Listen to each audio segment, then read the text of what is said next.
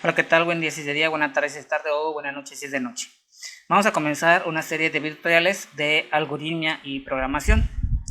Y bueno, antes de comenzar, vamos a ver una frase de John Carmack que dice: si deseas empezar y desarrollar algo grandioso, no necesitas millones de dólares de capital, necesitas suficiente pizza y Coca-Cola en el refrigerador, una PC barata y trabajo y dedicación para realizar tu idea. En la parte de programación, únicamente nosotros necesitamos una computadora, no necesita ser una computadora muy potente para poder desarrollar algo. Lo que necesitamos es nuestra imaginación. Decía Albert Einstein también que el conocimiento, que la imaginación es más grande que el conocimiento. ¿Ok? Bien, vamos a ver algunas cosas que yo considero que se deben tener antes de comenzar o que debemos repasar o debemos tener en cuenta cuando vamos a trabajar con lenguajes de programación o queremos aprender a programar. Primero hay que repasar aritmética. Si bien no vamos a utilizar, por ejemplo, cálculo vectorial o cálculo diferencial, cálculo integral, trigonometría, etcétera, etcétera, no vamos a utilizar fórmulas tan complejas, pero sí vamos a hacer sumas, restas, multiplicaciones, divisiones, tantos por cientos, saber porcentajes. Entonces hay que repasar, por ejemplo, cómo hacer una regla de 3, si queremos sacar un descuento, qué operación tenemos que hacer o qué operaciones tenemos que hacer para obtener un resultado.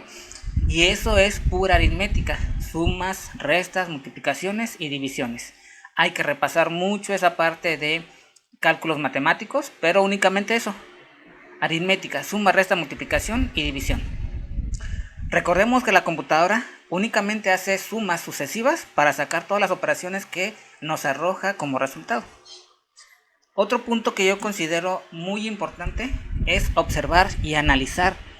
Hay que observar siempre todo a nuestro alrededor, cómo funciona, por qué funciona. Hay que preguntarnos cómo es que cuando nosotros vamos a un cajero automático, ingresamos un NIP, le indicamos dentro de un menú que queremos realizar y nos regresa, si vamos a, por ejemplo, retirar dinero, nos da la cantidad que nosotros le indiquemos. Siempre hay que preguntarnos y observar, observar, observar. Por ejemplo, también cuando vamos a un supermercado, observar, no sé si han observado el ticket, cómo se desglosa la información, si hay algún descuento, el 3x1 o algún descuento en específico. Ahí aparece exactamente, hay que preguntar cómo es posible que se haga eso. Sí, siempre hay que observar y analizar, observar cualquier detalle que a nosotros nos interese, preguntarnos el cómo y el por qué de las cosas. Siempre, siempre hay que observar y analizar las cosas. Otro punto que también considero es que hay que ser muy lógico. Ahí luego les comento a algunos alumnos que, por ejemplo, si estás en una avenida muy grande, tienes que esperar a que el semáforo esté en rojo para poder cruzar. Sí, por lógica, tenemos que esperar a que el semáforo esté en rojo para poder cruzar. ¿Por qué? Porque si está en verde sabemos que va a estar fluyendo el tránsito vehicular y no podemos cruzar. Hay que ser lógico, hay que ver todo con lógica, razonar lógicamente el porqué de las cosas y preguntar nuevamente por qué, cómo se hacen las cosas. Hay que usar mucho nuestra lógica. El siguiente punto que también les sugiero que tomen en cuenta es el de practicar. Practicar mucho, practicar, practicar, practicar. Cualquier lenguaje de programación que ustedes quieran, hay que practicarlo.